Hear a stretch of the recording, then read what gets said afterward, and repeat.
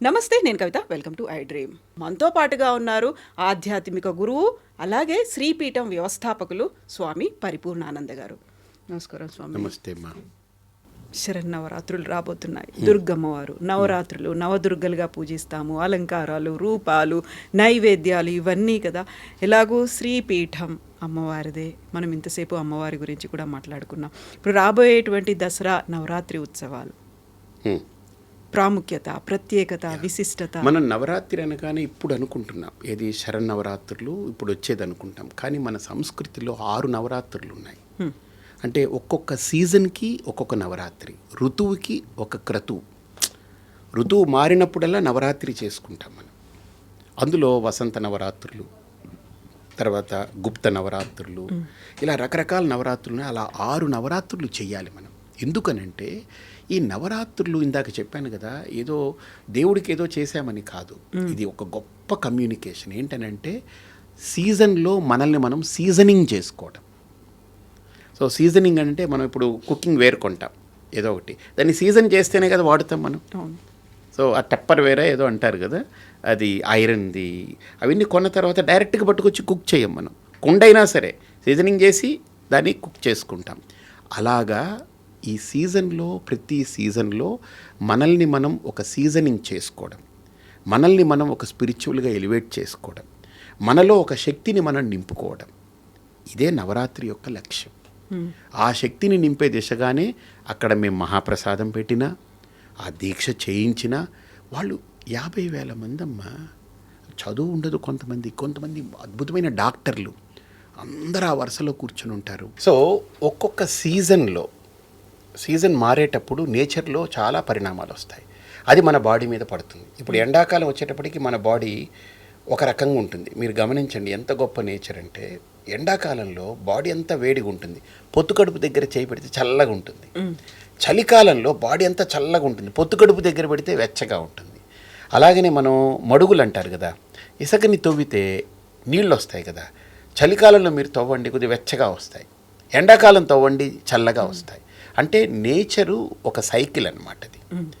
ఆ సైకిల్ని మన ఋషులు కనిపెట్టి మన ఆరోగ్యాన్ని బాగుపరుచుకునేదానికి నెంబర్ 1 మనం ఆరోగ్యంగా ఉండాలంటే మనం ఏం తినాలి, ఏం తినకూడదు, ఎప్పుడు తినాలి, ఎప్పుడు తినకూడదు, ఎలా తినాలి, ఎంత తినాలి, ఇవన్నిటినీ కూడా ఒక దీక్ష అనే దాంట్లో పెట్టి మనకు పెట్టారు. అంటే మనం దేవుడు అంటే మనం గౌరవిస్తాం.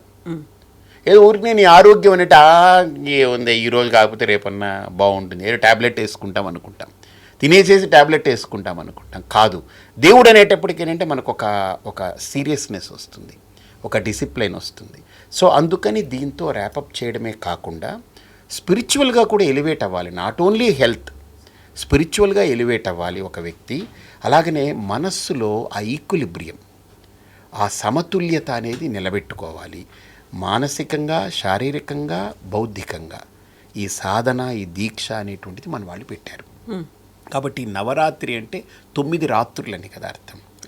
ఎందుకు 9 రాత్రులు అంటే ఆ సీజన్ ఆరంభమైన మొదటి రోజు నుంచి 9 రోజులు. ఈ 9 రోజులు కనుక మనం ఒక దానికి అలవాటు పడిపోతే మన బాడీ ఆ సీజనింగ్ అయిపోతుంది.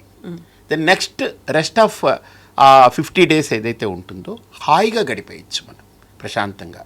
అంటే మన ఋషులు కనిపెట్టినటువంటి విధానంలో ఇది ఒక ఆరోగ్య ప్రక్రియ, మానసికమైనటువంటి ఒక ఉన్నత స్థితిని సూచించేది. అలాగనే మన ఆత్మకు సంబంధించి, సోల్కి సంబంధించి ఎలివేటింగ్ ప్రాసెస్ని చెప్పారనమాట, స్పిరిచువల్ ప్రాసెస్. కాబట్టి నవరాత్రి దీక్ష అనేది ఈ 3టికి ప్రధానం. దీని ద్వారా ఏమైపోతుందంటే నెక్స్ట్ నేను అక్కడి నుంచి వచ్చిన తర్వాత నాకు తెలియకుండా ఆరోగ్యం బాగుపడుతుంది. మీరు గమనించారో లేదో, అయ్యప్ప మాల వేస్తారు 41 రోజులు. మీకు ఐడియా ఉంది కదా, అయ్యప్ప స్వామి ఉన్నాడా, కేరళలోనే ఉన్నాడా, ఉంటే అది నిజంగానా కాదా పక్కన పెట్టేద్దాం. వాడు ఆ మాల వేసుకోగానే మందు మానేస్తున్నాడమ్మా, సిగరెట్ మానేస్తున్నాడు. ఏమిటంటారు అది? ఒక డిసిప్లైన్, సైకలాజికల్గా ఒక ట్యూన్ జరుగుతుంది. మామూలుగా ఈ మందు తాగే వాళ్ళను సిగరెట్ మానిపించాలంటే వాళ్ళు ఏదో ఒక ఇది ఇస్తారు, మెడిసిన్స్ ఏవో, అవి ఇస్తే వాళ్ళకి హేట్రెడ్నెస్ వస్తుందని. అసలు ఏ మందు లేకుండా మంత్రానికి చింతకాయలు రాలుతాయా అన్నారు చూసారా, మంత్రానికి తలకాయ వాలిపోయింది కదా దానికి. అంత తాగకుండా ఉండలేనివాడు ఎలా ఆపుతున్నాడమ్మా, నాకు అర్థం కాదు. ఏమిటి దాంట్లో మహిమ? అది మన ఋషులు కనిపెట్టినటువంటిది. అంటే మనస్సుకి ఒక శక్తిని ఇవ్వడానికి ఈ ప్రక్రియలన్నీ పెట్టారు. మనస్సు బలహీనపడకుండా, బలహీనపడే మనస్సుకి ఇది ఊతమిచ్చి నిలబెట్టడానికి ఇచ్చారు. కాబట్టి మనం దీన్ని అలా యాక్సెప్ట్ చేస్తాం. మహాశక్తి అంటాం, ఆదిశక్తి అంటాం, ఆ తర్వాత ముగ్గురు అమ్మలు అన్నాం. 9 రోజుల పాటు నవదుర్గలు అని పూజించడం, రోజుకొక అవతారం, రోజుకొక నైవేద్యం, రోజుకొక కలర్, రోజుకొక రూపం. ఎందుకలా? అంటే మనము ఇప్పుడు మీరు మీ అమ్మాయి మిమ్మల్ని ఏమని పిలుస్తుంది? అమ్మ. అవునా? మీ చెల్లి అక్క. మీ అమ్మ కూతురండి, బిడ్డ కదా. మీ భర్త భార్య. నలుగురికి మీరు 4 రూపాల్లో కనపడుతున్నారు. మీరు 4 రూపాలు ఉన్నారా? చెప్పండి. కాదు, ఒక్కదాన్ని. ఆ? ఒక్కదాన్ని. మరి నలుగురికి ఒక్కడిగా కనపడుతున్నారా మీరు? 4గా కనపడుతున్నారుగా, కానీ 4 లేదుగా, ఒకటేగా. కాబట్టి మనము అమ్మని ఆ రూపాల్లో ఆరాధిస్తున్నాం. అంటే మన యొక్క లోపల ఉన్న సంకల్పము, కోరిక ఆ రూపంతో మనం ఆరాధించి తీర్చుకోగలుగుతున్నాం. అంతేగాని ఉన్నది సత్యం ఒకటే, ఏకం సత్ విప్రా బహుదా వదంతి. ఒక్కటే అమ్మ అనేది ఒక్కటే సత్యం. ఇవన్నీ మన యొక్క సంకల్పాలు, మన యొక్క ఆరాధన వైశిష్ట్యాలకి తగ్గట్టుగా మంత్రాలు అన్నీ కూడా అమ్మవారే. దాంట్లో ఏమీ లేదు.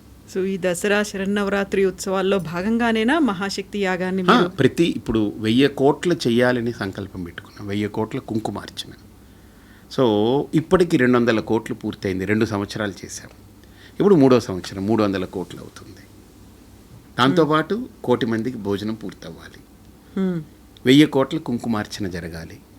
లక్షల ఆహుతులతో దేవతలందరికీ కూడా ఆ హోమాలు, అనుష్ఠానం అది జరగాలి.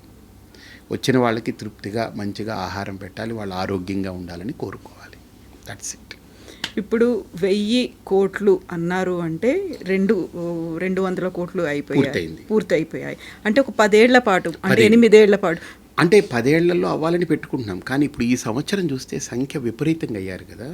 ఇప్పుడు 11 రోజుల్లో అవుతుంది అనుకునేది మాకు 7 రోజుల్లో 8 రోజుల్లో పూర్తి అయిపోతుంది. ఇలా కనుక ఎవ్రీ ఇయర్ పెరుగుతూ పోతే మేబీ 7 ఏళ్లలో పూర్తి చేసేయచ్చు. కానీ ఆపను, 10 ఏళ్ళు పూర్తి చేయాలనుకున్నాం, 10 ఏళ్ళు పూర్తి చేయాలి. 10 అనేది ఎందుకు పెట్టుకున్నారు మీరు? దశ అంతేనా? 9 మనం నవరాత్రులు అన్నప్పుడు నవదుర్గలు 9. పండగ ఎప్పుడు చేస్తారు? నవరాత్రుల తర్వాత దశమి రోజు చేసుకుంటారు. దసరా కదా. దశమి అంటే ఏంటి? విజయం కదా, విజయ తిథి కదా. అందులో దశ అంటే మన జ్యోతిషపరంగా ఒక దశ అంటే ఏం దసరా, వీడికి ఏం దశ పట్టింది, ఒక ఫేజ్. దశ అనేది ఒక ఫేజ్. ఇది ఒక 10 years ఒక ఫేజ్ ఇలా పెట్టుకొని చేస్తున్నాం. Right word, phase is right word. ధన్యవాదాలు స్వామి. మళ్ళీ మీరు చెప్పినట్టుగా మీ శ్రీపీఠమే కాదు, ఆ తర్వాత మహాశక్తి యాగం, ఆ తర్వాత మీరు స్వయంగా వంట చేసి పెడతా అన్నారు కాబట్టి అది కూడా ఉంది. 3 ఒకేసారి రండి. తప్పకుండా మీరు వస్తే ఇప్పుడు మా అమ్మగారు అనుకుని చక్కగా మీకు అన్ని పెడతాను. మా అమ్మగారికి కొన్ని ఇష్టమైనవి కొన్ని ఉంటాయి. She is very choosy. మీకు పెడతాను తప్పకుండా. రండి. తప్పకుండా. ధన్యవాదాలు. And for more videos, please subscribe to iDream. Please subscribe to iDream. Please subscribe iDream. And please subscribe to iDream. For more videos, subscribe to iDream. please like, share and subscribe to the channel. Congratulations, iDream. Subscribe to iDream. Subscribe to iDream. So subscribe to iDream Media. iDream ki iDream team andarki huge congratulations. Please subscribe iDream Media. Please subscribe to iDream. Subscribe iDream. Please subscribe to iDream. iDream అంటే నా కళల channel subscribe చేసుకున్న నోరు తిరుగుతలేదు, మీరైతే గంట గుర్తు కొట్టండి. For more such videos, please subscribe to iDream. Subscribe to iDream. Please subscribe to iDream. Please subscribe iDream Media. Please do subscribe to iDream. Please subscribe to iDream Media. For best entertainment and information, please subscribe iDream. And don't forget to subscribe to iDream.